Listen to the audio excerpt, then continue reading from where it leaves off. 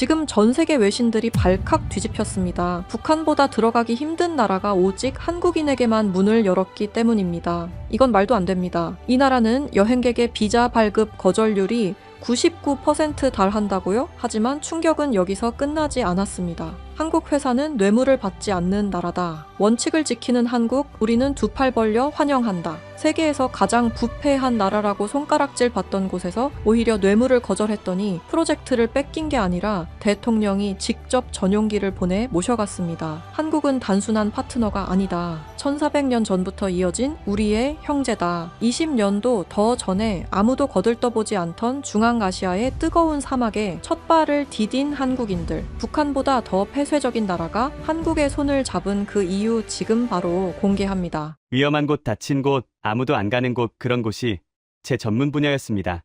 반갑습니다. 저는 네온 카터입니다. BBC 중앙아시아 수석 특파원으로 20년 넘게 일하고 있습니다. 제 여권은 너덜너덜합니다. 지옥이라 불리는 곳은 다 가봤다고 자부했습니다. 하지만 투르크메니스탄만큼 들어가기 어려운 나라는 제 기자 인생에서 처음이었습니다.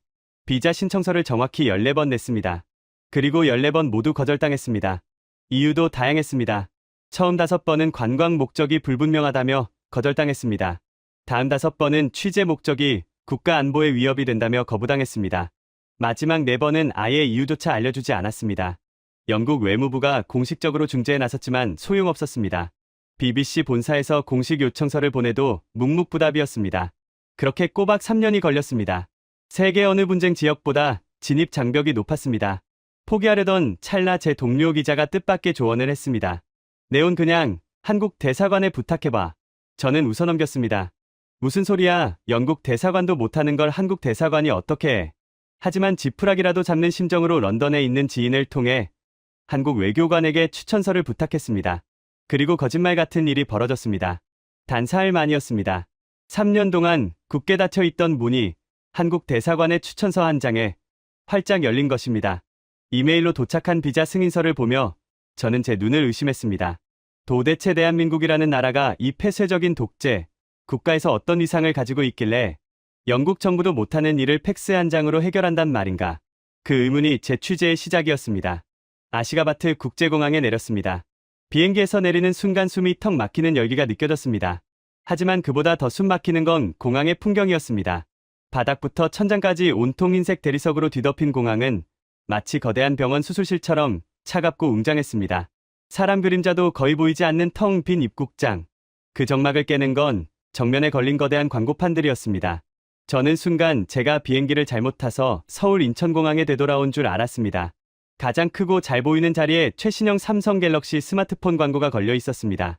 그 옆에는 현대자동차의 신형 SUV가 사막을 질주하는 사진이 있었고 반대편에는 LG 올레드 텔레비전 광고가 번쩍이고 있었습니다. 영어, 러시아어, 그리고 투르크메너보다 한국어 카피가 더 눈에 띄게 배치되어 있었습니다. 입국 심사대로 향했습니다. 무표정한 제복을 입은 심사관이 제 여권을 낚아채듯 가져갔습니다. 그는 저를 위아래로 훑어보더니 딱딱한 목소리로 물었습니다. 꼬레아? 저는 당황해서 영어로 대답했습니다. 아니요, 영국입니다. 유나이티드 킹덤.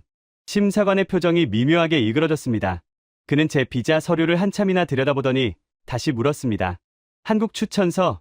네, 맞습니다. 한국 대사관 추천입니다. 그제야 심사관의 표정이 풀렸습니다. 그는 도장을 쾅 찍어주며 서툰 영어로 말했습니다. 한국 친구 환영합니다. 한국 사람 약속 지켜요. 좋은 사람입니다. 영국 여권을 가진 기자에게 한국 친구라는 이유로 입국을 허가하다니.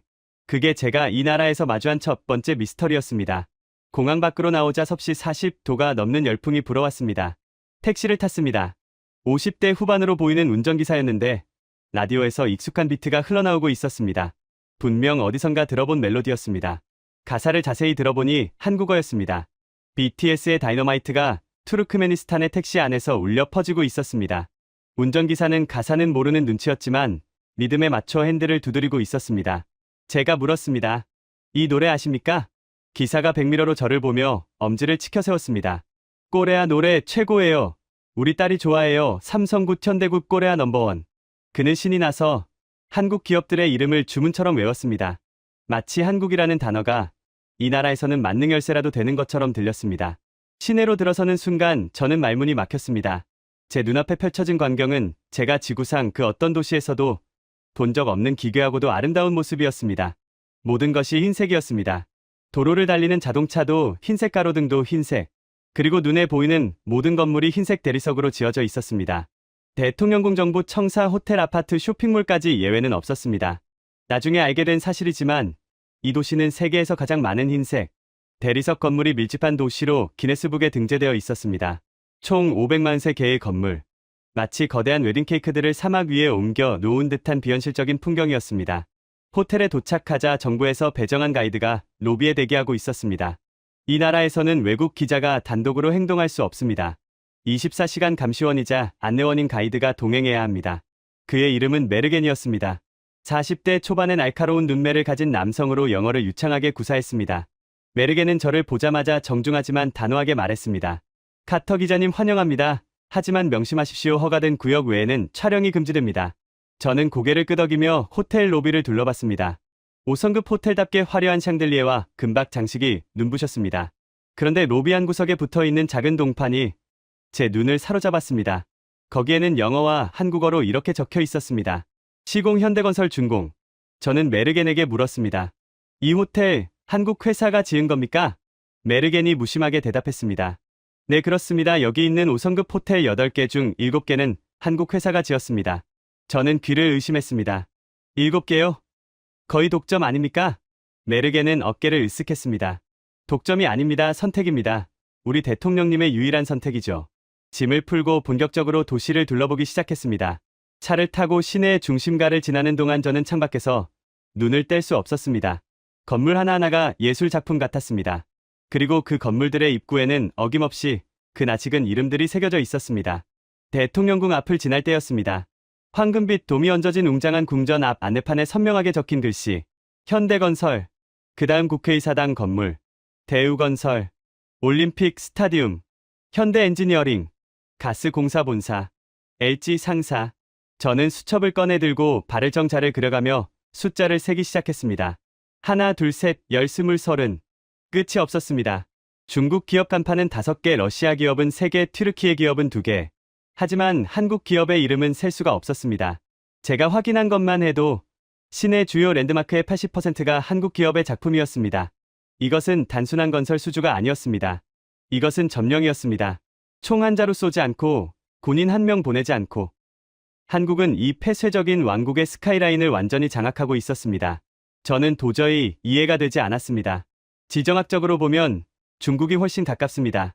역사적으로 보면 70년간 이 나라를 지배했던 러시아가 더 영향력이 큽니다.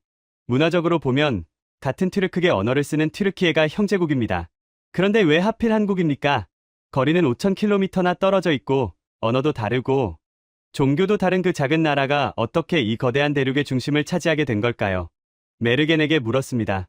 메르겐 씨, 솔직히 말해봅시다. 중국이 더 싸게 지어주지 않습니까? 러시아가 더 정치적으로 가깝지 않나요? 왜 투르크메니스탄은 한국 기업에게만 나라 전체를 맡긴 겁니까? 메르겐의 표정이 미묘하게 변했습니다. 그는 주변을 살피더니 목소리를 낮췄습니다. 카터 씨, 중국은 쌉니다. 하지만 그들은 건물을 지으면서 족쇄를 채웁니다. 러시아는 우리를 아직도 식민지 취급하죠. 위에서 내려다봅니다. 튀르키예는 형제라고 하지만 너무 정치적입니다. 우리 내정에 간섭하려고 해요. 그럼 한국은요? 한국은 뭐가 다릅니까? 메르겐이 제 눈을 똑바로 쳐다보며 말했습니다. 한국 사람들은 바보 같습니다. 바보 같다고요? 네, 그들은 손해보는 짓을 합니다. 돈을 더 달라고 해도 모자랄 판에 자기들 돈을 써서 고쳐줍니다. 그리고 무엇보다 그들은 대통령의 돈을 거절했습니다. 대통령의 돈을 거절했다고요? 저는 그 말이 무슨 뜻인지 바로 이해하지 못했습니다. 세계에서 가장 강력한 권력자의 돈을 거절했다니 상식적으로 말이 되지 않았습니다. 죽고 싶지 않다면 말이죠. 메르겐이 의미심장한 미소를 지으며 덧붙였습니다. 내일 그 전설의 시작을 만든 사람을 만나게 해드리죠. 이 도시가 모래바람 날리는 사막이었던 20년도 더 전부터 이 자리를 지켜온 사람입니다. 그분이 한국이 어떻게 이 나라를 정복했는지 그 비밀을 알려줄 겁니다. 호텔 방으로 돌아온 저는 잠을 이루지 못했습니다. 창밖으로 보이는 아시가바트의 야경은 비현실적으로 아름다웠습니다. 조명을 받아 하얗게 빛나는 수백 개의 건물들. 저 모든 것을 한국인이 지었다는 사실이 믿기지 않았습니다. 메르겐이 말한 바보 같은 한국인. 대통령의 돈을 거절한 사람. 그가 도대체 누구길래 이 나라의 역사를 바꾼 것일까요? 단순히 건물을 잘 지어서가 아니었습니다. 뭔가 더 깊고 은밀한 이야기가 숨겨져 있다는 직감이 들었습니다. 다음 날 아침 저는 그 비밀의 열쇠를 쥔 남자를 만나러 갔습니다. 그리고 그곳에서 듣게 된 이야기는 제가 상상했던 비즈니스 성공담 따위가 아니었습니다. 그것은 목숨을 건 도박과 신념에 관한 이야기였습니다. 다음 날 아침 메르겐이 저를 데리고 간 곳은 시내 외곽의 한적한 주택가였습니다. 화려한 대리석 건물들이 즐비한 도심과는 달리 이곳은 조금 낡고 소박한 2층짜리 벽돌 건물이었습니다. 간판도 없었습니다. 그저 입구에 작은 태극기가 펄럭이고 있을 뿐이었습니다. 이곳이 바로 현대건설 투르크메니스탄 지사의 임시 사무소였습니다. 저는 그곳에서 한 남자를 만났습니다. 강태호 씨. 60이 넘은 나이가 믿기지 않을 만큼 단단한 체구에 구릿빛 피부를 가진 그는 마치 은퇴한 군인처럼 보였습니다. 그의 얼굴에는 중앙아시아의 거친 모래바람이 남긴 주름이 깊게 패여 있었습니다. 하지만 눈빛만은 형형하게 살아 있었습니다. 그는 저를 보자마자 투박한 손을 내밀었습니다. 반갑습니다. BBC 기자 양반 여기까지 오느라 고생했소. 그의 손은 거칠었고 악력은 셌습니다. 사무실 한쪽 벽면에는 아시가바트의 전경을 찍은 대형 사진이 걸려 있었습니다. 그 사진 속 수많은 흰색 건물들 위에 붉은색 펜으로 동그라미가 쳐져 있었습니다. 마치 작전지도 같았습니다. 제가 물었습니다. 이 건물들을 전부 당신이 지은 겁니까? 강태호 씨가 쓴 웃음을 지으며 고개를 저었습니다. 아니요, 우리 직원들이 지었죠. 저는 그저 그들이 무사히 집에 갈 수 있게 지켰을 뿐입니다. 그는 창가로 다가가 담배를 한 대 꺼내 물었습니다. 그의 시선은 창밖의 화려한 스카이라인을 향하고 있었지만 그의 기억은 20년도 더 전으로 돌아가고 있는 듯했습니다. 그때는 아무것도 없었습니다. 정말 아무것도요. 그가 입을 열었습니다. 90년대 후반이었습니다. 소련이 붕괴한 지 불과 몇 년밖에 지나지 않은 시점이었습니다. 투르크메니스탄은 혼란 그 자체였습니다. 지도는 엉망이었고 국경은 불안정했으며 사람들은 가난했습니다. 당시 한국 상황도 좋지 않았습니다. IMF 외환위기의 그림자가 드리우고 있었습니다. 한국 기업들은 살기를 찾아 해외로 눈을 돌려야 했습니다. 하지만 아무도 이곳에는 오려 하지 않았습니다. 정보가 전무했으니까요. 강태호 씨가 회상했습니다. 본사 임원회의 때가 기억납니다. 다들 미쳤다고 했어요. 거기가 어딘지나 아느냐? 지도에도 안 나온다 가면 죽는다. 가족들도 말렸습니다. 제 아내는 울면서 짐을 다시 풀라고 했어요. 그런데 왜 오셨습니까? 제가 물었습니다. 강태호 씨가 담배 연기를 길게 내뿜으며 말했습니다. 절박했으니까요. 회사가 휘청거렸습니다. 국내 건설 경기는 얼어붙었고 우리는 새로운 먹거리가 필요했습니다. 누군가는 총대를 매야 했고 그게 저였습니다. 당시 30 중반이었습니다. 젊었죠. 겁이 없었던 건지 무식했던 건지. 그는 씁쓸하게 웃었습니다. 90년대 후반 8월이었습니다. 그가 처음 아시가바트 공항에 내렸을 때 마주한 풍경은 지금과는 딴판이었습니다. 공항은 허름한 창고 같았고 활주로에는 잡초가 무성했습니다. 비행기 문이 열리자마자 숨을 쉴 수 없는 열기가 덮쳐왔습니다. 그리고 모래 맛이 났습니다. 입안에서 서걱거리는 모래. 그게 이 나라의 첫인상이었습니다. 도심으로 가는 길은 비포장도로였습니다. 소련 시절 지어진 회색 콘크리트 아파트들은 페인트가 벗겨져 흉물스러웠고 거리는 황량했습니다. 그는 생각했다고 합니다. 여기가 지옥인가? 우리가 여기서 뭘 할 수 있을까? 첫 번째 프로젝트는 작은 아파트 단지를 짓는 것이었습니다. 하지만 시작부터 난관이었습니다. 언어가 통하지 않았습니다. 현지 노동자들은 투르크메너와 러시아어만 썼고 한국 직원들은 영어를 조금 할 뿐이었습니다. 통역을 구하기도 힘들었습니다. 강태호 씨가 말했습니다. 우린 그림을 그렸습니다. 모래바닥에 나뭇가지로 그림을 그려서 작업 지시를 했어요. 벽돌을 쌓아라, 시멘트를 섞어라. 손짓발짓을 다 해가며 하루를 보냈습니다. 밤이 되면 더 문제였습니다. 전기가 끊기기 일쑤였고 물도 자주 안 나왔습니다. 숙소라고 해봐야 컨테이너 박스였습니다. 밤이면 기온이 뚝 떨어져서 오리털 파카를 입고 자야 했습니다. 식량도 부족했습니다. 현지 음식은 입에 맞지 않았고 가져온 라면과 통조림으로 버텼습니다. 직원들이 하나둘 지쳐가기 시작했습니다. 향수병에 걸린 직원들이 밤마다 울었습니다. 돌아가고 싶다고 했습니다. 이런 곳에서는 못 살겠다고요. 강태호 씨는 그때가 가장 힘들었다고 했습니다. 저도 도망치고 싶었습니다. 매일 밤 서울에 있는 아내와 아이들이 생각났어요. 하지만 돌아갈 곳이 없었습니다. 한국 뉴스에서는 매일 부도 소식이 들려왔습니다. 여기서 실패하면 우리 모두 실업자가 된다는 공포가 우리를 버티게 했습니다. 그들은 이를 악물었습니다. 새벽 4시에 일어나 밤 10시까지 일했습니다. 현지인들이 놀랄 정도였습니다. 러시아나 튀르키예 회사들은 더우면 쉬고 비 오면 쉬는데 한국 사람들은 날씨와 상관없이 일했으니까요. 콘크리트 칠 때가 기억납니다. 여름에는 기온이 50도까지 올라갑니다. 낮에 콘크리트를 부으면 금방 말라서 갈라져 버려요. 그래서 밤에 작업해야 했습니다. 조명도 없어서 자동차 헤드라이트를 켜놓고 밤새 콘크리트를 쳤습니다. 현지 감독관이 미친 짓이라고 했습니다. 하지만 우리는 해냈습니다. 콘크리트가 굳었을 때 갈라짐 하나 없이 매끈한 표면이 나왔을 때 그 희열은 말로 다 못합니다. 그렇게 6개월이 지났을 때였습니다. 작은 기적이 일어났습니다. 아파트가 완공된 것입니다. 예정보다 2달이나 빠른 완공이었습니다. 품질은 완벽했습니다. 현지 공무원들이 와서 보고 믿지 못했습니다. 보통은 1년이 걸려도 못 끝낼 일을 반년 만에 끝냈으니까요. 그때부터 소문이 나기 시작했습니다. 한국 사람들은 마법사다. 밤에 잠도 안 자고 건물을 짓는다. 하지만 그건 시작에 불과했습니다. 진짜 시련은 모래폭풍이나 더위가 아니었습니다. 사람이었습니다. 강태호 씨의 표정이 굳어졌습니다. 그가 담배를 비벼 끄며 말했습니다. 자연과는 싸울 수 있습니다. 버티면 되니까요. 하지만 탐욕과는 싸우기가 정말 힘들더군요. 아파트 공사가 성공적으로 끝나자 더 큰 기회가 찾아왔습니다. 올림픽 스타디움 기초 공사였습니다. 규모가 달랐습니다. 수백억짜리 프로젝트였습니다. 우리는 들떴습니다. 이것만 따내면 회사를 살릴 수 있다고 생각했죠. 그런데 어느 날 밤 낯선 손님이 찾아왔습니다. 정부 고위 관리였습니다. 양복을 빼입은 그는 통역을 대동하고 사무실로 들어왔습니다. 그는 거드름을 피우며 사무실을 둘러보더니 대뜸 서류 봉투 하나를 던졌습니다. 강태호 씨가 그 봉투를 열어봤을 때 그 안에는 아무것도 없었습니다. 빈 봉투였습니다. 관리가 웃으며 말했습니다. 이 봉투를 채워주면 스타디움 공사는 당신들 것입니다. 얼마나 채워야 합니까? 강태호 씨가 물었습니다. 관리가 손가락 하나를 펴보였습니다. 10%. 공사비의 10%를 현찰로 달라는 요구였습니다. 당시 돈으로 수십억 원이었습니다. 거절하면 어떻게 됩니까? 관리가 차갑게 대답했습니다. 그럼 당신들은 이 나라에서 벽돌 한 장도 못 쌓을 겁니다. 내일 당장 자재 통관이 막힐 것이고 비자 연장도 안 될 겁니다. 선택하십시오. 짐을 쌀지 봉투를 채울지. 강태호 씨는 그날 밤 인생에서 가장 긴 고민을 했다고 합니다. 본사에 보고할 수도 없었습니다. 시간이 없었으니까요. 현장 소장과 둘이서 밤새 소주를 마시며 토론했습니다. 눈 딱 감고 줄까? 다른 나라 회사들은 다 준다는데 우리만 깨끗한 척하다가 망하면 무슨 소용이야? 하지만 강태호 씨의 마음속 어딘가에서 거부감이 치밀어 올랐습니다. 그건 자존심이었습니다. 우리가 기술이 없어서 돈을 주나? 우리가 실력이 모자라서 뒷돈을 줘야 해. 그는 새벽녘에 결단을 내렸습니다. 그리고 다음 날 아침 그 관리를 다시 만났습니다. 그의 손에는 두툼한 봉투가 들려 있었습니다. 관리가 흡족한 미소를 지으며 손을 내밀었습니다.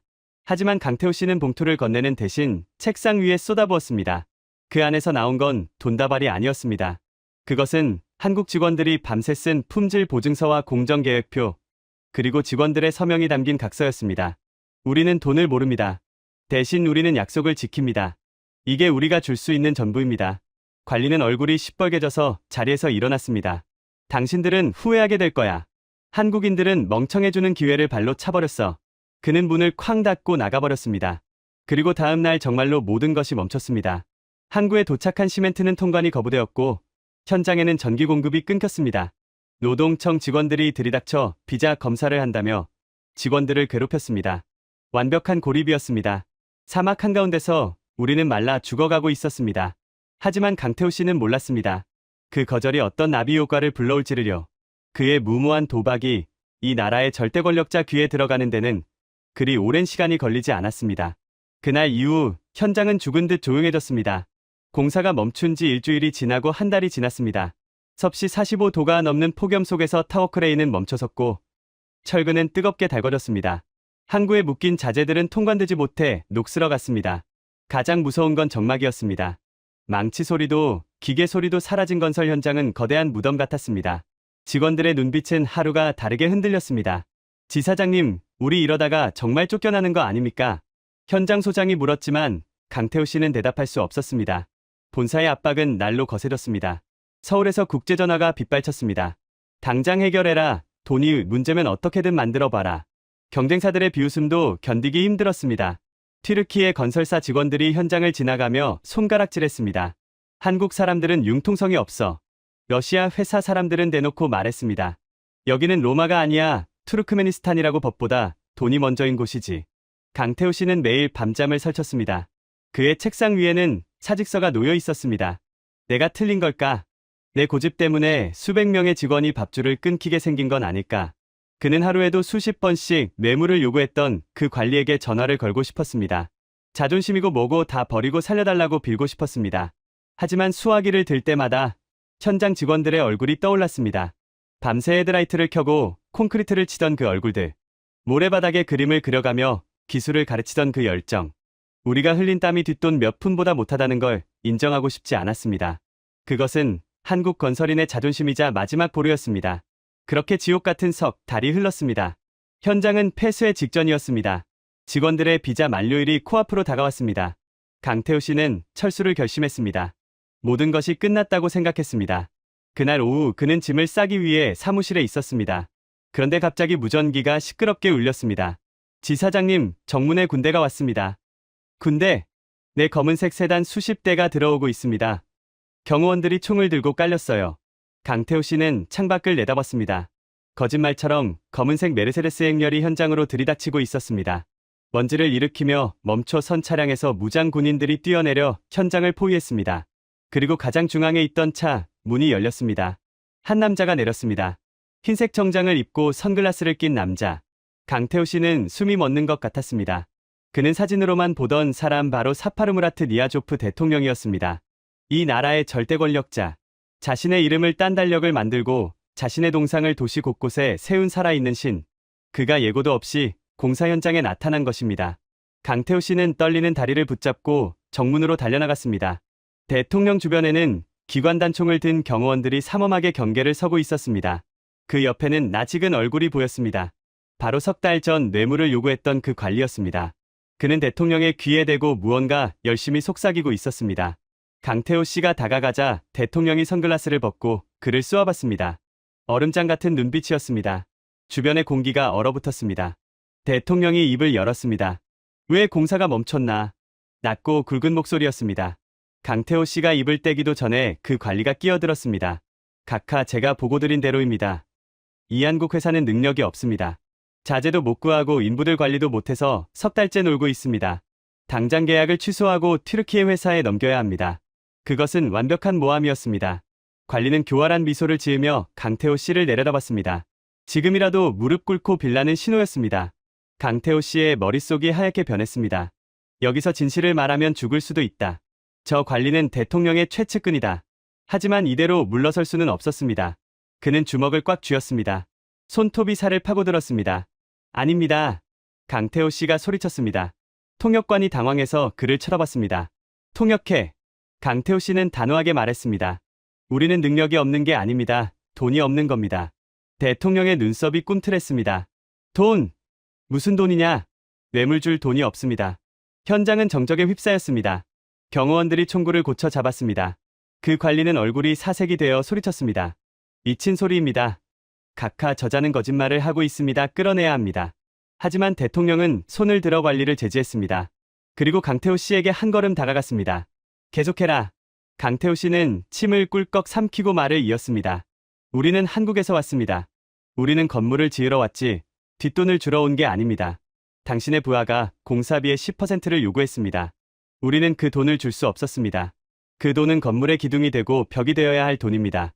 뇌물로 쓰면 부실공사가 됩니다. 우리는 그렇게 배운 적이 없습니다. 그래서 거절했습니다. 그게 죄라면 지금 당장 저희를 추방하십시오. 말을 마친 강태호 씨는 눈을 감았습니다.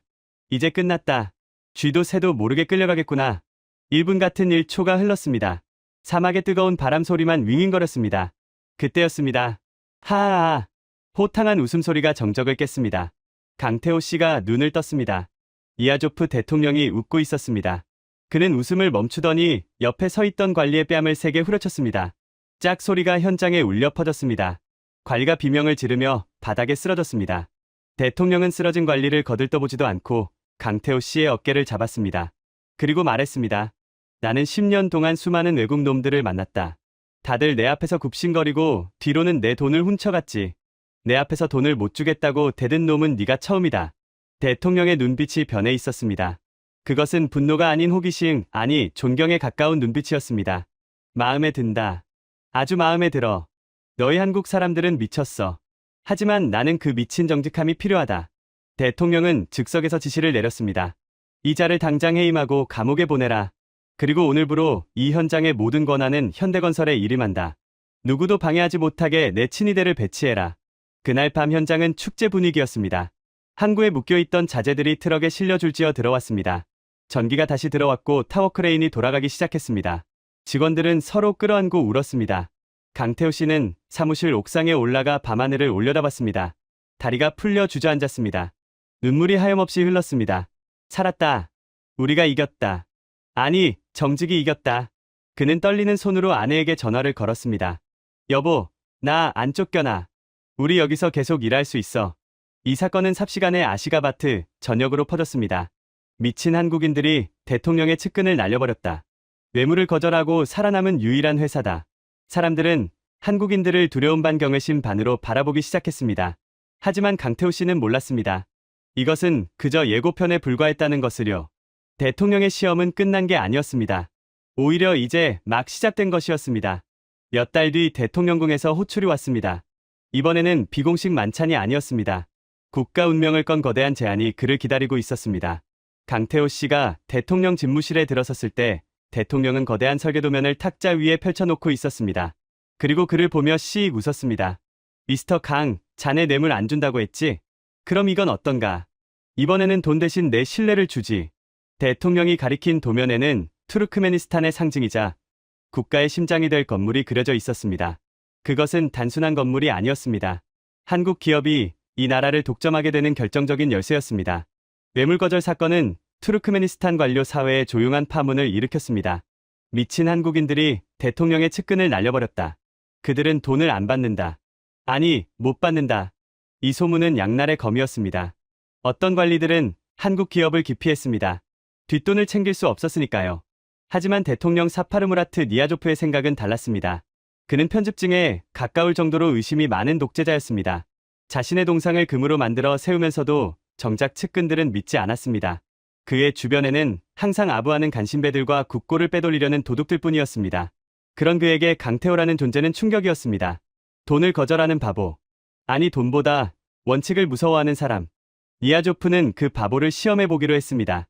그 무대는 바로 국가의 얼굴인 국회의사당 신축 프로젝트였습니다. 2000년대 초반 입찰 공고가 떴습니다. 규모는 당시 돈으로 8천만 달러. 한화로 환산하면 수천억 원에 달하는 초대형 프로젝트였습니다. 단순히 건물을 짓는 게 아니었습니다. 이 나라의 권위를 세우는 일이었습니다. 입찰장에는 세계 유수의 건설사들이 모여들었습니다. 프랑스의 대형 건설사는 화려한 조감도와 함께 파리 샹젤리제 거리에 있는 고급 빌라 열쇠를 준비했습니다. 대통령의 딸에게 주는 선물이라고 했습니다. 러시아 국영기업은 가스관 사업권을 무기로 압박했습니다. 그들은 정치적 영향력을 과시하며 거드름을 피웠습니다. 형제의 나라라 자부하던 튀르키예 건설사는 금으로 만든 시계와 두툼한 달러 봉투를 테이블 밑으로 돌렸습니다. 그들 사이에서 한국의 현대건설은 초라해 보였습니다. 규모도 작았고 정치적 배경도 없었습니다. 무엇보다 입찰 가격이 가장 비쌌습니다. 프랑스보다 20%, 튀르키예보다 30%나 높은 가격을 써냈습니다. 뇌물을 안 주는 대신 자재비를 아끼지 않았기 때문입니다. 입찰 당일 대통령궁의 분위기는 살벌했습니다. 대통령이 직접 주재하는 회의였습니다. 각국 대표들이 차례로 프레젠테이션을 마쳤습니다. 그들은 하나같이 대통령을 찬양하며 충성서약을 했습니다. 그리고 은밀한 눈빛을 교환했습니다. 마지막 순서는 강태호 씨였습니다. 그는 단상에 올라 투박한 도면 한 장을 펼쳤습니다. 화려한 3D 영상도 없었습니다. 통역을 대동한 그가 입을 열었습니다. 우리는 비쌉니다. 장내가 술렁거렸습니다. 입찰 경쟁에서 스스로 비싸다고 말하는 바보는 처음이었으니까요. 강태호 씨는 아랑곳하지 않고 말을 이었습니다. 왜냐하면 우리는 가장 좋은 철근을 쓰기 때문입니다. 우리는 느립니다. 콘크리트가 완전히 굳을 때까지 기다리기 때문입니다. 우리는 융통성이 없습니다. 설계도면에 그려진 나사 하나까지 그대로 받기 때문입니다. 하지만 우리는 약속을 지킵니다. 100년이 지나도 무너지지 않는 건물을 짓겠습니다. 그게 제가 가깝게 드릴 수 있는 유일한 뇌물입니다. 정적이 흘렀습니다. 프랑스 대표가 비웃음을 흘렸습니다. 러시아 대표는 팔짱을 끼고 혀를 찼습니다. 다들 한국이 탈락할 것이라 확신했습니다. 대통령이 천천히 입을 열었습니다. 미스터 강, 다른 회사들은 나에게 파리의 별장과 스위스 은행 계좌를 약속했다. 그런데 너는 나에게 고작 시멘트 덩어리를 주겠다는 거냐? 강태호 씨는 물러서지 않았습니다. 각하 별장은 낡고 계좌는 비어가지만 저희가 지은 국회의사당은 각하의 이름과 함께 영원히 남을 것입니다. 역사에 남는 것은 돈이 아니라 위대한 건축물입니다. 대통령은 한참 동안 강태호 씨를 쏘아봤습니다. 그의 눈빛이 흔들렸습니다. 그는 평생 돈과 권력으로 사람을 움직여왔습니다. 그런데 이 작은 동양인은 명예를 이야기하고 있었습니다. 그것은 독재자가 가장 듣고 싶어 했던 말이었습니다. 영원함, 역사. 그 단어들이 니아조프의 심장을 뚫었습니다. 다음 날 결과가 발표되었습니다. 전 세계 외교가가 경악했습니다. 현대건설 낙찰. 프랑스 대사는 본국에 긴급타전을 보냈습니다. 이건 미친 짓이다. 투르크메니스탄 대통령이 실성했다. 가장 비싼 가격을 써낸 한국 기업이 선택되다니. 러시아 대사는 대통령궁에 항해 방문을 했습니다. 하지만 니아조프 대통령의 대답은 간단했습니다. 내 돈 주고 내가 짓는데 무슨 상관인가. 나는 도둑놈들이 아니라 기술자가 필요하다. 나중에 네온 카터 기자가 투르크메니스탄 국가기록원에서 극비리에 열람한 대통령의 일기에는 그날의 심정이 이렇게 적혀 있었습니다. 내 주변은 온통 하이에나들 뿐이다. 다들 내 살점을 뜯어먹으려 한다. 그런데 저 한국인은 소처럼 우직하다. 그의 눈에는 탐욕이 없다. 그는 나를 두려워하지 않고 자신의 원칙을 두려워한다. 나는 내 왕국을 지킬 파수꾼으로 저 우직한 소를 선택했다. 공사가 시작되자 강태호 씨는 또 한 번 사람들을 놀라게 했습니다. 그는 현장 옆에 컨테이너 숙소를 짓고 거기서 먹고 잤습니다.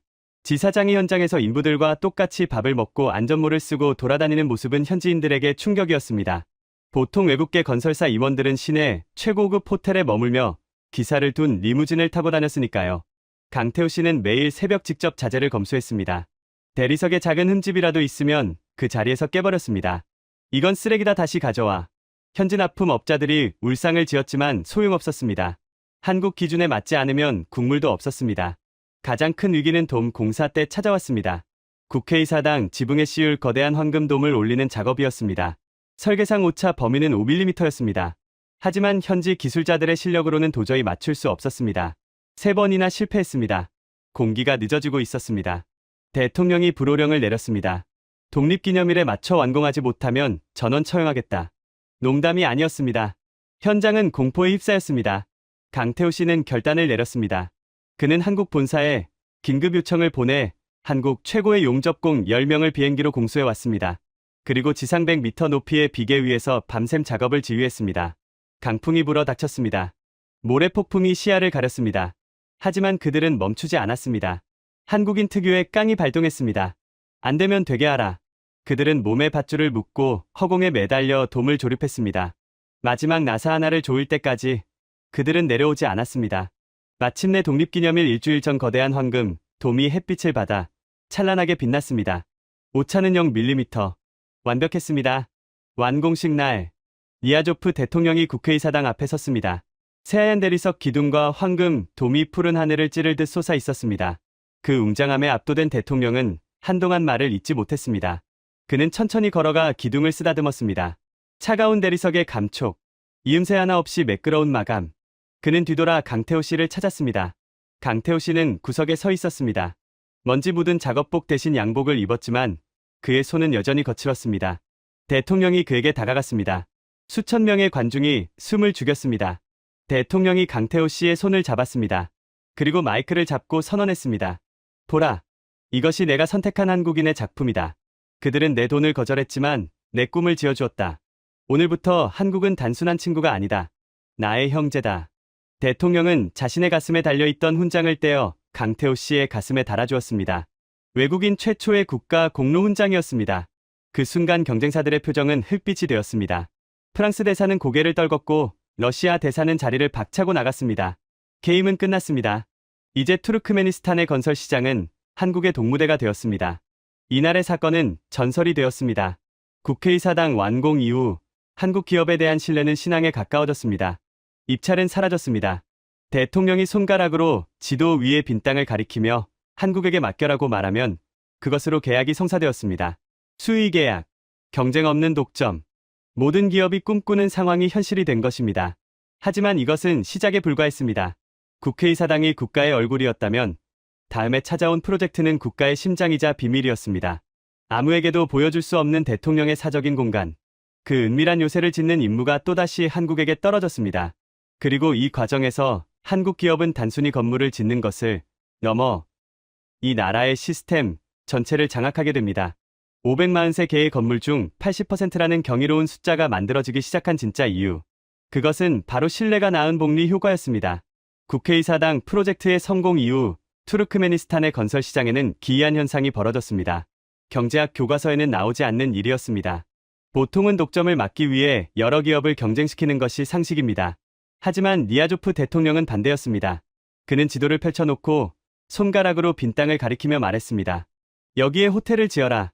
여기에 쇼핑몰을 지어라. 누구에게 맡길까요? 비서실장이 물으면 대답은 항상 같았습니다. 한국, 그들에게 맡겨라. 이유는 묻지 마라. 입찰 공고는 사라졌습니다. 견적서를 비교하는 과정도 생략되었습니다. 그냥 한국 기업에 전화를 걸어 와서 지어달라고 하면 끝이었습니다. 이것은 비즈니스가 아니었습니다. 특혜를 넘어선 일종의 신앙이었습니다. 2000년대 중반부터 2010년대 중반 사이, 아시가바트는 거대한 공사판이었습니다. 오일머니가 쏟아져 들어오면서 도시는 급격하게 팽창했습니다. 대통령궁 옆에 정부종합청사가 들어섰고 그 옆에 국방부 건물이 올라갔습니다. 시내 중심가에는 5성급 호텔들이 줄지어 건설되었습니다. 그 모든 현장의 가림막에는 현대건설, 삼성물산, 대우건설, GS건설의 로고가 붙어 있었습니다. 경쟁국들은 배가 아파 죽을 지경이었습니다. 중국 기업들은 가격을 절반으로 깎아주겠다고 제안했습니다. 튀르키예 기업들은 이슬람 형제를 호소하며 로비를 시도했습니다. 하지만 소용없었습니다. 왜냐하면 그들은 신뢰라는 자산을 쌓는 법을 몰랐기 때문입니다. 네온 카터가 입수한 투르크메니스탄 건설부 내부 보고서에는 경쟁국들이 탈락한 이유가 적나라하게 기록되어 있었습니다. 중국 기업이 지은 도로는 완공 6개월 만에 갈라졌습니다. 아스팔트 두께를 속인 것입니다. 러시아 기업이 지은 아파트는 단열이 되지 않아 겨울에 벽이 얼어붙었습니다. 자재비를 빼돌린 탓이었습니다. 튀르키예 기업은 공사 기간을 맞추지 못해 대통령의 진노를 샀습니다. 그들은 문제가 생기면 변명하기 바빴습니다. 날씨 탓이다, 자재 탓이다, 정부 탓이다. 책임을 회피하는 모습에 투르크메니스탄 정부는 질려버렸습니다. 반면 한국 기업은 달랐습니다. 그들은 변명하지 않았습니다. 문제가 생기면 해결했습니다. 그리고 그 해결 방식이 너무나 충격적이어서 전설이 된 사건이 하나 있습니다. 2000년대 후반 아시가바트의 고급 주거 단지에서 발생한 일입니다. 한국 기업이 지은 장관급 관료들이 사는 아파트였습니다. 어느 날 밤 지하 주차장이 물바다가 되었습니다. 배관이 터진 것입니다. 입주민들은 난리가 났습니다. 명품 차들이 물에 잠길 뻔했고 엘리베이터가 멈췄습니다. 원인은 시공 불량이 아니라 관리 부실이었습니다. 현지 관리인이 배관 밸브를 잘못 조작해 수압이 급격히 올라가면서 파이프가 터진 것입니다. 법적으로 한국 기업의 책임은 없었습니다. 하자 보수 기간도 끝난 상태였습니다. 보통의 건설사라면 이렇게 말했을 겁니다. 우리 잘못이 아닙니다. 수리비를 주시면 고쳐드리죠. 하지만 현지 소장이었던 김 상무의 판단은 달랐습니다. 그는 새벽 2시에 보고를 받자마자 작업복을 입고 현장으로 달려갔습니다. 그리고 직원들을 전부 깨웠습니다. 양수기를 돌려라, 물부터 퍼내라. 직원들이 불만을 터뜨렸습니다. 상무님, 우리 잘못도 아닌데 왜 우리가 해야 합니까? 돈도 못 받는데요. 김 상무가 소리쳤습니다. 돈이 문제가 아니다. 여기에 우리 이름이 박혀 있다. 현대건설이 지은 건물에서 물이 샜다는 소문이 나면 그게 더 큰 손해다. 당장 고쳐. 그들은 밤새 물을 퍼냈습니다. 그리고 터진 배관만 고친 게 아니었습니다. 단지 전체의 배관 시스템을 전부 점검하고 낡은 부품들을 새 것으로 교체해 주었습니다. 비용은 전부 한국 기업이 부담했습니다. 수억 원이 깨지는 공사였습니다. 다음 날 아침 주민들은 눈을 의심했습니다. 지하 주차장은 말끔하게 청소되어 있었고 배관은 새 것처럼 번쩍였습니다. 심지어 관리인에게 배관 조작법을 친절하게 교육까지 시켜주고 떠났습니다. 이 소식은 삽시간에 퍼졌습니다. 한국 사람들은 미쳤다. 자기들 잘못도 아닌데 공짜로 다 고쳐줬다. 도망가지 않는다. 끝까지 책임진다. 이 사건은 결정타였습니다. 투르크메니스탄 사람들에게 한국 기업은 단순히 건물을 짓는 회사가 아니었습니다. 문제가 생기면 언제든 달려와 해결해주는 든든한 형님이었습니다. 이때부터 한국산이라는 말은 프리패스가 되었습니다. 한국 사람이 지었다고 하면 검사도 하지 않고 통과시켰습니다. 품질 보증서가 필요 없었습니다. 한국이라는 이름 자체가 보증서였으니까요. 이것이 바로 신뢰의 복리 효과였습니다. 처음에는 손해보는 것 같았습니다. 뇌물을 안 주고 비싼 자재를 쓰고 무상 수리를 해주는 것이 바보 같은 짓처럼 보였습니다. 하지만 그 바보 같은 행동들이 쌓이고 쌓여 거대한 이자가 되어 돌아왔습니다. 2010년대 초반 투르크메니스탄 정부는 아시가바트 신공항 건설 프로젝트를 발표했습니다. 20억 달러, 한화로 2조 원이 넘는 단군 이래 최대 규모의 프로젝트였습니다. 세계적인 공항 건설 전문 기업들이 군침을 흘렸습니다. 하지만 결과는 싱거웠습니다. 대통령은 입찰도 하지 않고 한국 기업을 지명했습니다. 너희가 해라. 이유는 단 하나였습니다. 믿을 수 있으니까. 너희는 도망가지 않으니까. 그렇게 지어진 아시가바트 국제공항은 기네스북에 올랐습니다. 세계에서 가장 큰 새 모양의 건축물, 지붕이 비상하는 매 형상을 하고 있는 그 웅장한 공항은 한국 기술력의 정점을 보여주었습니다. 네온 카터가 아시가바트 시내를 돌며 세어본 한국 기업의 점유율은 70%가 넘었습니다. 543개의 주요 건물 중 400개 이상이 한국인의 손을 거쳤습니다. 대통령궁 국회의사당 국방부 내무부 외무부 등 국가안보와 직결된 핵심 시설은 100% 한국 기업이 지었습니다. 이것은 세계 건설 역사상 유례가 없는 일입니다. 한 국가의 수도를 특정 외국 기업이 통째로 짓다시피 한 경우는 전무후무합니다. 미국도 영국도 해내지 못한 일을 한국이 해낸 것입니다. 그것도 총 한 방 쏘지 않고 오직 콘크리트와 땀방울로 말입니다. 강태호 씨는 네온 카터와의 인터뷰에서 이렇게 말했습니다. 우리는 건물을 지은 게 아닙니다. 우리는 관계를 지었습니다. 건물은 언젠가 낡고 무너질 수 있습니다. 하지만 한번 쌓인 신뢰는 무너지지 않습니다. 그들은 우리를 믿어주었고 우리는 그 믿음에 보답했습니다. 그게 전부입니다. 하지만 네온 카터는 의문이 들었습니다. 단순히 공사를 잘해주고 AS를 잘해준다고 해서 한 나라의 문이 이렇게까지 활짝 열릴 수 있을까? 건설 분야의 신뢰만으로 모든 것이 설명될까? 아무리 정직한 기업이라도 문화적 이질감이나 역사적 뿌리가 없으면 한계가 있기 마련입니다. 그런데 투르크메니스탄 사람들은 한국인을 단순한 비즈니스 파트너 이상으로 대하고 있었습니다. 마치 오래전 헤어진 가족을 만난 것처럼 애틋하고 각별했습니다. 택시기사가 한국 노래를 따라 부르고 시장 상인이 한국 드라마 이야기를 하며 눈물을 흘립니다. 젊은이들은 영어가 아니라 한국어를 배우기 위해 밤을 새웁니다. 이 뜨거운 감정의 뿌리는 어디에 있는 걸까요? 혹시 우리가 모르는 아주 오래된 인연이 숨겨져 있는 건 아닐까요? 네온 카터는 그의 답을 찾기 위해 건설 현장이 아닌 대학교 도서관으로 향했습니다. 그리고 그곳에서 흙먼지 덮인 역사책 속에 숨겨져 있던 1400년 전의 비밀을 마주하게 됩니다. 그것은 우연이 아니었습니다. 피로 맺어진 약속이었습니다. 건설이 도시의 뼈대를 세우는 일이라면 문화는 그 도시의 영혼을 불어넣는 일입니다. 아시가바트의 스카이라인이 한국 기업들의 땀방울로 완성되었다면 그 거리의 공기는 한국 문화로 채워지고 있었습니다. 저는 이 기이한 현상을 확인하기 위해 아시가바트 국립세계언어대학을 찾았습니다. 학교 정문에도 현대건설이 시공했다는 작은 동판이 붙어 있었습니다. 하지만 제가 놀란 것은 건물이 아니었습니다. 복도를 가득 채운 학생들의 열기였습니다. 강의실마다 10,000원이었습니다. 영어 강의실이냐고 물었더니 가이드 메르겐이 고개를 저었습니다. 아니요, 한국어 강의실입니다. 지금 이 대학에서 가장 인기 있는 학과가 한국어학과입니다. 경쟁률이 20대 1입니다. 영어가보다 높아요. 저는 강의실 뒷문으로 살짝 들어가 보았습니다. 100여 명의 투르크맨 학생들이 눈을 반짝이며 칠판을 응시하고 있었습니다. 칠판에는 한글로 가나다라가 적혀 있었고 선생님이 선창하면 학생들이 큰 소리로 따라했습니다. 안녕하세요. 반갑습니다. 사랑합니다. 그들의 발음은 놀라울 정도로 정확했습니다. 마치 서울의 어학당에 와 있는 착각이들 정도였습니다. 이 나라가 어떤 나라입니까? 외국 문화를 엄격하게 통제하기로 악명 높은 곳입니다. 초대 대통령 니아조프는 발레와 오페라를 금지했습니다. 투르크맨 전통에 맞지 않는다는 이유였습니다. 립싱크 공연도 금지되었고 수염을 기르는 것도 제한되었습니다. 인터넷은 막혀 있고 페이스북이나 유튜브는 접속조차 안 됩니다. 그런데 이 철통 같은 문화 장벽을 뚫고 한국어와 케이팝이 흘러넘치고 있었습니다. 이것은 모순이었습니다. 아니, 미스터리였습니다. 왜 한국 문화만 예외인 걸까요? 수업이 끝난 후 저는 한국어학과 학과장인 굴라즈 교수를 만났습니다. 50살의 지적인 여성인 그녀는 유창한 한국어로 저를 맞이했습니다. BBC 기자님 환영합니다. 한국어로 인터뷰해도 될까요? 저는 깜짝 놀랐습니다. 그녀의 한국어는 완벽했습니다. 억양조차 서울 사람 같았습니다. 교수님 어떻게 이렇게 한국어를 잘하십니까? 제가 묻자 그녀는 미소 지으며 대답했습니다. 저는 드라마로 배웠습니다. 대장금을 보면서요. 20년도 더 전에 국영방송에서 한국 드라마를 틀어줬거든요. 그때부터였습니다. 이 나라에 한국 바람이 분 것은요. 저는 핵심을 찔렀습니다. 이 나라는 외국 문화를 경계하지 않습니까?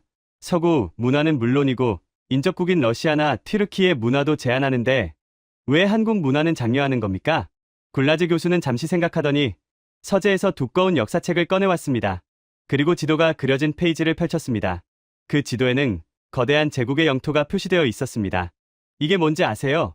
돌궐 제국입니다. 6세기에서 8세기 중앙아시아를 지배했던 투르크 민족의 제국이죠. 우리의 조상입니다. 그녀의 손가락이 지도의 동쪽 끝으로 이동했습니다. 그리고 여기 고구려가 있습니다. 1400년 전 중국 수나라와 당나라가 팽창하던 시절 돌궐과 고구려는 동맹을 맺었습니다. 형제로서 손을 잡았죠. 중국이라는 거대 세력에 맞서 서로를 지켜주기 위해서였습니다. 사마르칸트 아프라시아브 궁전 벽화에 보면 고구려 사신들이 조우관, 즉 깃털, 꽂은 모자를 쓰고 돌궐 왕을 아련하는 모습이 그려져 있습니다. 우리는 그때부터 알고 있었습니다. 한국은 적이 아니라 형제라는 것을요. 저는 소름이 돋았습니다. 단순히 비즈니스를 위해 만들어낸 말이 아니었습니다. 이들에게 한국은 역사적 DNA에 새겨진 혈맹이었습니다. 굴라즈 교수가 말을 이었습니다. 러시아는 70년간 우리를 지배했습니다. 우리의 언어를 금지하고 문화를 말살하려 했죠.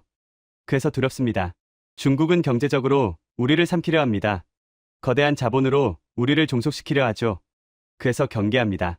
튀르키예는 같은 뿌리라고 하지만 오스만 제국 시절 우리를 지배하려 했고 지금도 정치적으로 간섭하려 합니다. 하지만 한국은 다릅니다. 한국은 우리를 지배한 적도 없고 지배할 의지도 없습니다. 그저 좋은 물건을 만들어주고 튼튼한 건물을 지어주고 약속을 지키고 떠납니다. 그 태도가 1400년 전 고구려 사신들의 모습과 겹쳐 보이는 겁니다. 그래서 우리 정부도 국민들도 한국 문화에는 빗장을 푼 것입니다. 위협적이지 않은 성공 모델. 우리가 닮고 싶은 형제의 모습이니까요. 교수실을 나와 캠퍼스 벤치에 앉아있는 한 여학생을 만났습니다. 이름은 아이셀 22살의 한국어학과 학생이었습니다. 그녀의 가방에는 태극기 배지가 달려 있었고 이어폰에서는 블랙핑크의 노래가 흘러나오고 있었습니다. 한국어가 왜 좋아요? 제가 묻자 그녀는 눈을 반짝이며 대답했습니다. 한국은 꿈이니까요. 꿈. 네, 우리 할아버지가 그러셨어요. 옛날에는 한국이 우리보다 못 살았다고요. 전쟁으로 폐허가 된 나라였다고요. 그런데 지금은 세계 선진국이잖아요. 삼성 같은 세계적인 기업도 있고 BTS 같은 스타도 있고요. 우리나라도 한국처럼 될 수 있다는 희망을 줘요. 아이셀은 수줍게 웃으며 덧붙였습니다. 그리고 한국 사람들은 정직해요. 제 사촌 오빠가 현대 엔지니어링 현장에서 일하거든요. 오빠가 그랬어요. 한국 매니저님들은 월급을 하루도 미루지 않는다고요. 야근하면 수당도 꼬박꼬박 챙겨주고요. 우리나라 회사들은 안 그러거든요. 그래서 저도 졸업하면 꼭 한국 회사에 취직하고 싶어요. 그게 제 꿈이에요. 아이셀의 말을 들으며 저는 깨달았습니다. 강태호 씨가 20년도 더 전에 뇌물을 거절했던 그 작은 날갯짓이 거대한 태풍이 되어 이 나라의 젊은이들을 흔들고 있다는 것을요. 건설 현장에서 시작된 신뢰가 TV 드라마를 타고 안방으로 들어갔고 이제는 대학교 강의실에서 미래의 꿈으로 자라나고 있었습니다. 이것은 돈으로 살 수 없는 영향력입니다. 소프트 파워라는 단어로는 부족했습니다. 이것은 일종의 문명적 연대였습니다. 1400년 전 대륙의 양 끝에서 서로를 의지했던 고구려와 돌궐의 후예들이 21세기 아시가바트라는 무대에서 다시 만나 새로운 역사를 쓰고 있는 것입니다. 그날 저녁 저는 호텔 로비에서 우연히 한국인 기술자들을 마주쳤습니다. 작업복을 입은 그들은 지친 기색이 역력했지만 표정은 밝았습니다. 현지 직원들과 어깨동무를 하고 서툰 투르크메너와 한국어를 섞어가며 농담을 주고받고 있었습니다. 형님 오늘 삼겹살 콜. 현지 직원이 한국말로 외치자 한국 기술자가 엄지를 치켜 세웠습니다. 콜 오늘 내가 쏜다 가자. 그 모습은 고용주와 피고용인의 관계가 아니었습니다. 오랜 친구 같았습니다. 그들을 보며 굴라즈 교수의 말이 다시 떠올랐습니다. 먼 형제가 돌아온 것입니다. 역사적으로 보면 이건 귀환입니다. 아무도 오지 않던 사막에 한국인들이 돌아왔고 그들은 옛날처럼 신의를 지켰습니다. 그래서 투르크메니스탄은 마음을 연 것입니다. 하지만 이 감동적인 재회 뒤에는 더 거대하고 실질적인 프로젝트가 숨쉬고 있었습니다. 문화와 역사가 감성적인 연결고리라면 이제 한국은 이 나라의 생명줄을 주는 단계로 나아가고 있었습니다. 바로 에너지입니다. 투르크메니스탄은 세계 4위의 천연가스 보유국입니다. 땅만 파면 돈이 쏟아져 나오는 나라입니다. 하지만 그 가스는 팔 곳이 없었습니다. 중국과 러시아가 가스관을 움켜쥐고 있었기 때문입니다. 갇혀버린 자원, 수출길이 막힌 보물. 이 딜레마를 해결하기 위해 한국이 다시 한번 구원투수로 등판했습니다. 이번에는 건물을 짓는 게 아니었습니다. 바다를 건너고 대륙을 잇는 거대한 에너지, 고속도로를 뚫는 일이었습니다. 강태호 씨가 은퇴를 미루고 사막에 남아있는 진짜 이유. 그리고 투르크메니스탄 대통령이 한국 대통령을 국빈으로 초청해 융숭하게 대접한 진짜 이유. 그 거대한 야망의 실체가 서서히 드러나고 있었습니다. 다음 날 저는 아시가바트를 떠나 서쪽 카스피의 연안으로 향했습니다. 그곳에서 저는 한국이 준비하고 있는 또 하나의 기적을 목격하게 됩니다. 다음 날 저는 아시가바트의 화려한 흰색 도시를 뒤로하고 서쪽으로 향했습니다. 차로 6시간을 달려 도착한 곳은 투르크멘바시, 카스피의 연안에 위치한 항구 도시입니다. 이곳의 풍경은 수도와는 전혀 달랐습니다. 거친 파도가 몰아치는 바다와 끝없이 펼쳐진 황무지, 그리고 그 위에 거대한 철의 숲이 우뚝 솟아 있었습니다. 수백 개의 굴뚝과 수만 개의 파이프가 얽혀있는 초대형 플랜트 단지. 투르크메니스탄의 미래가 바로 이곳에서 숨쉬고 있었습니다. 그리고 그 심장을 뛰게 만드는 사람들 역시 한국인이었습니다. 이 나라의 딜레마를 이해해야 합니다. 투르크메니스탄은 천연가스 매장량 세계 4위입니다. 러시아, 이란, 카타르 다음으로 많습니다. 땅만 파면 돈이 솟구치는 나라입니다. 하지만 치명적인 약점이 있습니다. 바다가 막힌 내륙국이라는 점입니다. 카스피해는 국제법상 바다가 아닌 호수로 분류되기도 합니다. 그래서 가스를 수출하려면 다른 나라의 영토를 지나야 합니다. 파이프라인이 유일한 수출 통로였습니다. 이것이 비극의 시작이었습니다. 북쪽의 러시아는 경쟁자입니다. 그들은 투르크메니스탄 가스가 유럽으로 가는 것을 원치 않습니다. 자기들 가스를 팔아야 하니까요. 남쪽의 이란은 국제 제재를 받고 있어 수출길이 막혔습니다. 남은 건 동쪽의 중국뿐입니다. 중국은 이 점을 악용했습니다. 그들은 파이프라인 건설 비용을 빌려주며 가스 가격을 헐값으로 후려쳤습니다. 국제 시세의 절반도 안 되는 가격에 가스를 가져갔습니다. 사실상 에너지 식민지나 다름없었습니다. 이 거대한 족쇄를 끊어줄 구원투수가 필요했습니다. 그리고 한국이 그 답을 제시했습니다. 바로 LNG입니다. 액화천연가스. 가스를 영하 162도로 얼려서 액체로 만드는 기술입니다. 액체가 되면 부피가 600분의 1로 줄어듭니다. 파이프라인이 없어도 배에 실어 전 세계 어디든 보낼 수 있습니다. 중국 눈치를 보지 않고 유럽이나 일본, 한국으로 제값을 받고 팔 수 있게 되는 것입니다. 이것은 단순한 기술이 아닙니다. 이 나라에게는 경제적 독립 선언과도 같습니다. 하지만 LNG 플랜트는 건설 난이도가 극악입니다. 고도의 기술력이 필요합니다. 중국도 러시아도 쉽게 흉내낼 수 없는 영역입니다. 그래서 대통령은 다시 한번 한국을 불렀습니다. 현대엔지니어링과 LG 상사가 주축이 된 한국 컨소시엄이 30억 달러 규모의 키알리 화학 플랜트를 수주했습니다. 사막 한가운데서 가스를 뽑아 플라스틱 원료를 만드는 이 거대한 공장은 투르크메니스탄 산업화의 상징입니다. 현장에 도착했을 때 저는 압도적인 규모의 입을 다물지 못했습니다. 여의도 면적의 3배에 달하는 부지에 은빛 파이프들이 혈관처럼 뻗어 있었습니다. 그 한가운데서 저는 강태호 씨를 다시 만났습니다. 그는 안전모를 쓰고 도면을 보고 있었습니다. 60이 넘은 나이에도 현장을 떠나지 못한 이유가 여기에 있었습니다. 여기가 제 마지막 전장입니다. 그가 웃으며 말했습니다. 바람이 거세게 불어 그의 목소리가 잘 들리지 않을 정도였습니다. 왜 아직 은퇴하지 않으셨습니까? 제가 소리쳐 묻자 그가 바다를 가리켰습니다. 이것 때문입니다. 이 프로젝트가 끝나야 제가 한국에 갈 명분이 생깁니다. 건물 짓는 건 이제 후배들이 다 합니다. 하지만 이 플랜트는 다릅니다. 이건 이 나라의 생명줄입니다. 이걸 성공시켜야 우리가 쌓은 20년 넘는 세월의 신뢰가 완성됩니다. 그는 저를 데리고 제어실로 들어갔습니다. 수십 개의 모니터가 벽면을 가득 채우고 있었습니다. 그런데 그곳에서 저는 뜻밖의 광경을 목격했습니다. 한국인 엔지니어가 현지 젊은이들을 가르치고 있었습니다. 단순히 기계 조작법을 알려주는 게 아니었습니다. 복잡한 화학 공식을 설명하고 비상상황 대처 매뉴얼을 전수하고 있었습니다. 마치 사부가 제자에게 비급을 전수하듯 진지했습니다. 저 친구 이름은 바티르입니다. 강태호 씨가 20대 후반의 투르크맨 청년을 가리켰습니다. 한국 유학파입니다. 카이스트에서 석사까지 마치고 돌아왔죠. 제가 키우는 후계자 중 한 명입니다. 바티르는 유창한 한국어로 제게 인사했습니다. 안녕하세요, 기자님. 저는 한국 기술을 배워서 우리 조국을 부강하게 만들고 싶습니다. 강태호 지사장님은 제 스승님이십니다. 저는 강태호 씨에게 물었습니다. 기술을 다 알려주면 나중에 한국 기업이 설 자리가 없어지는 것 아닙니까? 보통은 핵심 기술은 감추지 않습니까? 강태호 씨가 고개를 저었습니다. 아니요, 그 반대입니다. 다 알려줘야 합니다. 그래야 이들이 스스로 일어설 수 있습니다. 우리가 영원히 여기에 있을 수는 없잖아요. 물고기를 잡아주는 게 아니라 잡는 법을 가르쳐야 진짜 친구입니다. 그게 한국 스타일입니다. 그는 씁쓸하게 덧붙였습니다. 중국은 자본을 주고 자원을 가져갑니다. 러시아는 무기를 주고 충성을 요구합니다. 하지만 우리는 기술을 주고 사람을 남깁니다. 그게 우리가 살아남는 방식입니다. 바티르가 이 공장을 혼자 돌릴 수 있게 되는 날이 바로 제가 은퇴하는 날입니다. 점심시간이 되자 식당은 한국인과 투르크멘인들로 섞여 북적였습니다. 메뉴는 김치찌개와 현지식 빵이었습니다. 이질적인 두 음식이 한 식탁에 자연스럽게 어우러져 있었습니다. 저는 그 모습을 보며 생각했습니다. 이것이야말로 진정한 융합이구나. 단순히 돈을 벌러온 용병이 아니라 함께 미래를 고민하는 파트너. 그 진심이 통했기에 이 폐쇄적인 나라도 마음을 연 것입니다. 식사를 마치고 강태호 씨와 해변을 걸었습니다. 카스피해의 파도가 발밑까지 밀려왔습니다. 그는 먼 바다를 응시하며 말했습니다. 카터 기자님, 저는 20년도 더 전에 쫓기듯 이곳에 왔습니다. 회사가 망할까봐 가족을 먹여 살려야 해서 도망치고 싶었던 적이 수백 번입니다. 그런데 지금은 감사합니다. 이 척박한 땅이 저에게 기회를 줬으니까요.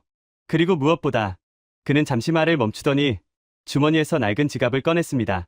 그 안에는 빛바랜 가족 사진이 들어 있었습니다. 우리 아이들이 자랑스러워하는 아버지가 될 수 있게 해줬으니까요. 아들이 그러더군요. 아버지가 사막에서 흘린 땀 덕분에 우리가 편하게 공부하고 살 수 있었다고. 그 말 한마디면 족합니다. 제 인생은 헛되지 않았습니다. 그의 눈가가 촉촉해졌습니다. 평생을 거친 건설, 현장에서 보낸 남자의 눈물. 그것은 그 어떤 다이아몬드보다 빛났습니다. 이제 곧 떠나실 건가요? 제가 묻자 그가 고개를 끄덕였습니다. 네, 이번 프로젝트가 끝나면 서울로 갑니다.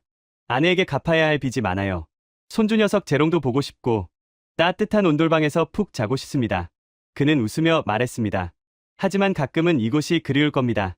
모래바람 맛이 나는 커피도 뜨거운 태양도, 그리고 저를 형님이라고 부르는 이 친구들도요. 우리는 다시 현장으로 돌아왔습니다. 거대한 플랜트 굴뚝에서 하얀 연기가 피어오르고 있었습니다. 그것은 투르크메니스탄의 희망이자 한국인의 자존심이었습니다. 오후 5시, 퇴근 버스에 오르는 현지 노동자들의 표정은 밝았습니다. 그들에게 이 공장은 단순한 일터가 아니었습니다. 가난에서 벗어날 수 있는 사다리이자 자식들에게 더 나은 미래를 물려줄 수 있는 약속이었습니다. 그리고 그 약속을 지켜준 것은 바로 한국이었습니다.